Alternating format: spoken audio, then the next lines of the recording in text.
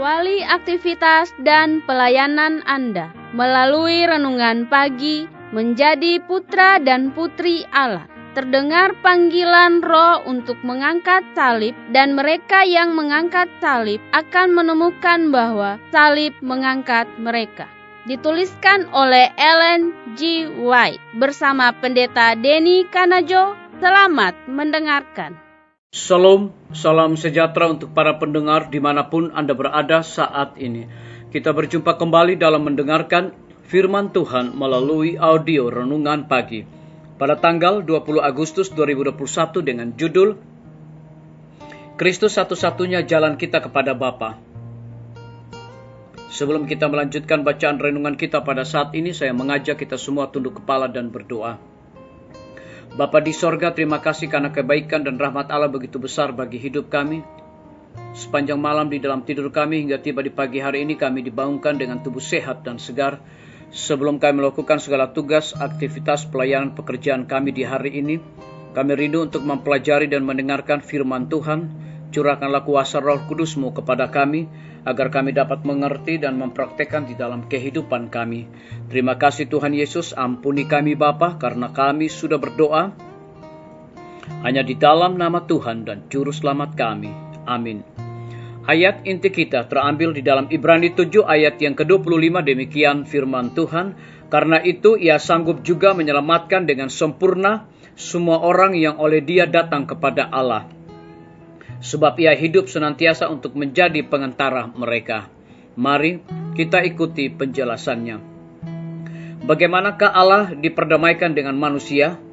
Oleh pekerjaan dan jasa Yesus Kristus yang mengesampingkan segala sesuatu yang akan menyelip antara manusia dan kasih Allah yang mengampuni.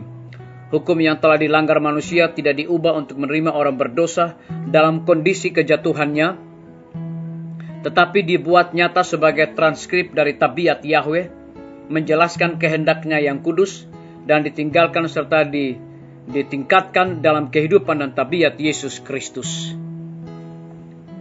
Namun jalan keselamatan disediakan karena anak domba Allah yang tidak bercela dinyatakan sebagai Dia yang menghapus dosa dunia. Yesus berdiri di tempat orang berdosa dan menanggung kesalahan pelanggar ke atas dirinya. Memandang kepada pengganti dan jaminan orang berdosa, Tuhan Yahweh bisa bertindak adil, namun tetap membenarkan dia yang percaya kepada Yesus. Bagi dia yang menerima Kristus sebagai kebenarannya, sebagai satu-satunya harapannya, pengampunan diucapkan karena Allah ada di dalam Kristus, mendamaikan dunia dengan dirinya. Keadilan, kebenaran, dan kekudusan Kristus yang disetujui oleh hukum Allah membentuk saluran melalui mana belas kasihan dapat disampaikan kepada orang berdosa yang bertobat dan beriman. Mereka yang tidak percaya kepada Kristus tidak diperdamaikan dengan Allah, tetapi mereka yang memiliki iman kepadanya disembunyikan dengan Kristus di dalam Allah. Jika kita mengaku dosa kita, maka Ia adalah setia dan adil, sehingga Ia akan mengampuni segala dosa kita dan menyucikan kita dari segala kejahatan. Ia menjadi penanggung dosa dan mati di kayu salib untuk memperoleh keselamatan bagi setiap orang berdosa yang bertobat dan kembali kepada kesetiaannya kepada Allah. Hanya melalui Kristus kita dapat memperoleh jalan masuk kepada Bapa. Yesus berkata, "Barang siapa datang kepadaku, ia tidak akan kubuang."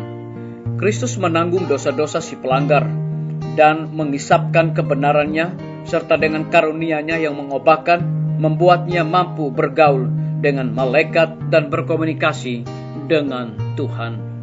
Biarlah bacaan renungan kita saat ini akan menjadi berkat bagi kita semua. Mari kita tunduk kepala dan berdoa. Bapa di sorga, terima kasih oleh karena kebenaran firman Tuhan pada pagi hari ini mendatangkan berkat bagi kehidupan kami.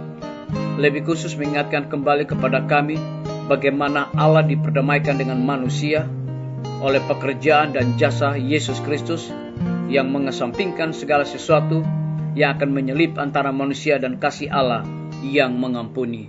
Terpujilah nama-Mu ya Tuhan. Pada pagi hari ini hamba berdoa untuk pemerintah kami. Tuhan memberkati Bapak Presiden bersama dengan wakil, para menteri dan stafnya. Bapak Gubernur bersama dengan wakil, Bapak Wali Kota bersama wakil, Bapak Bupati bersama wakil, camat, dan stafnya, kepala desa, lurah, RT, RW dimanapun mereka berada saat ini, mereka sangat membutuhkan pertolongan kuasa Tuhan yang ajaib di dalam tanggung jawab yang Tuhan berikan kepada mereka. Curahkanlah hikmat, pengetahuan sorga, dedikasi. Terlebih, biarlah mereka terus berharap kepada Tuhan di tengah-tengah pandemi ini untuk mengatasi akan segala sesuatu yang sedang terjadi, boleh sesuai dengan amanat dan titah Tuhan. Kami menyerahkan para tim medis ke dalam tangan Tuhan. Engkau berkati dokter, perawat, bidan, dan semua para pekerja kesehatan yang ada di setiap rumah sakit yang ada di Indonesia. Kiranya Tuhan curahkan hikmat, pengetahuan sorga kepada mereka agar dapat menjalankan pelayanan mereka dengan sebaik-baiknya. Terlebih sukacita agar mereka dapat memberikan akan pelayanan kepada orang-orang yang membutuhkan pertolongan mereka, terlebih orang-orang yang terpapar oleh karena COVID-19. Kami juga berdoa untuk guru-guru, kepala sekolah, dan semua siswa dimanapun mereka berada setiap lembaga pendidikan. Lindungi, pelihara mereka, berikan hikmat, pengetahuan sorga selalu kepada mereka.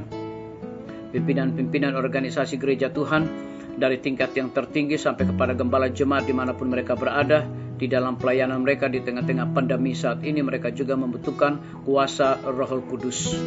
Kami juga berdoa untuk TNI, Polri, PNS, wira swasta, petani, pedagang, nelayan, ojek online, dan saudara-saudara kami yang ada di dalam penjara.